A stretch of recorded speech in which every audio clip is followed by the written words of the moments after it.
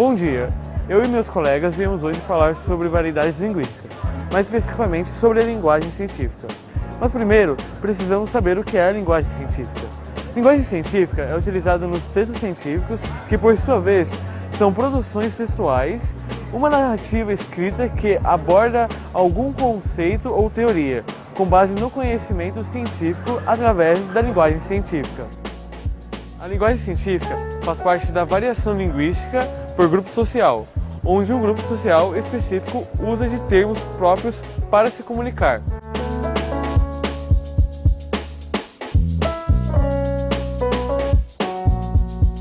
A linguagem científica é construída por alguns princípios, sendo eles a busca por ser o mais detalhista possível e negar as margens de erro, ou seja, diminuir a possibilidade de segundos entendimentos.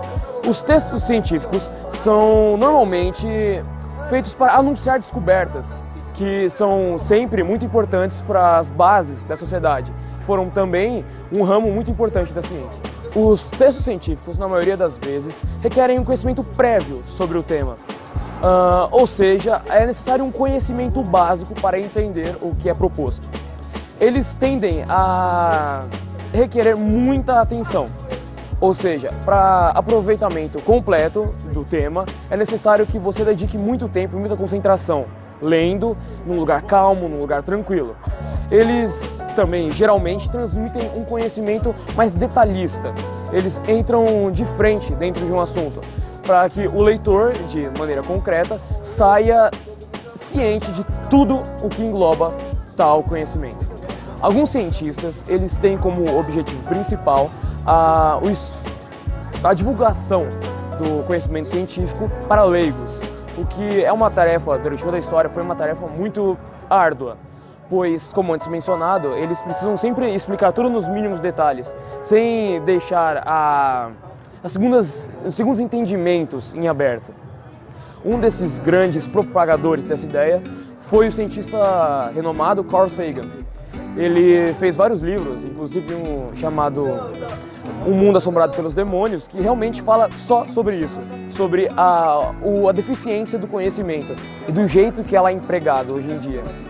A parte estudada por esse trabalho normalmente são os textos científicos, como antes mencionado também. As pessoas, elas têm dificuldade em compreender as palavras difíceis que são ditas quase a todo momento pela linguagem científica.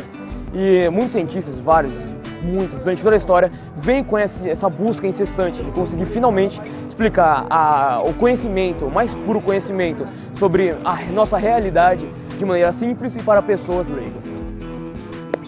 A parte externa do trabalho científico é composta apenas por elementos pré-textuais, como a capa, por exemplo. A parte interna também tem componentes pré-textuais, como a folha de rosto, folha de aprovação e resumo na língua vernácula estrangeira. Às vezes ela apresenta sumário e agradecimentos, entre outros.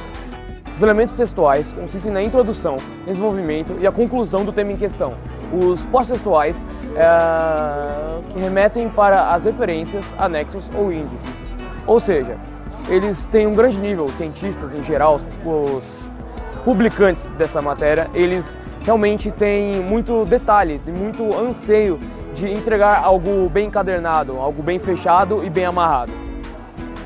Normalmente, essas pessoas, elas tentam passar o mais perfeito possível o trabalho, para que consiga render uma boa experiência. Eles não tentam o famoso encher a linguiça. Eles realmente querem explicar o que eles precisam da forma mais sucinta possível, usando as palavras que conseguem melhor descrever o conjunto de ações, de sentimentos que eles querem empregar em tal trabalho.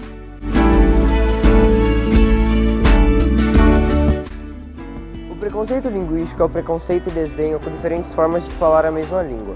Grandes estudiosos já afirmaram que não existe um sotaque ou um modo de falar 100% correto, mas existe o bom senso, de saber o modo de falar adequado para cada situação. As gírias são termos usados em um meio específico, com significado que, às vezes, varia de acordo com a região ou situação. São como novas palavras ou abreviações, porém não são reconhecidos na norma culta ou na linguagem científica. Podemos então concluir que os textos científicos têm complicações gramáticas por um motivo específico, a abolição de maiores entendidos. Se um artigo é composto de maneira científica, quase sempre é porque o autor tenta explicar algo novo com profundidade e sem chances de erro. Um exemplo desse tipo de linguagem é o livro Uma Breve História do Tempo, de Stephen Hawking, onde ele faz suas afirmações e expõe suas opiniões de acordo com a linguagem científica. Uma visão errada faz com que a população pense que a linguagem científica tem o intuito de dificultar o aprendizado ou o entendimento do material, mas no caso ela procura apenas explicar com o máximo possível de informações sem deixar nenhum erro ou nenhum mal entendido para trás.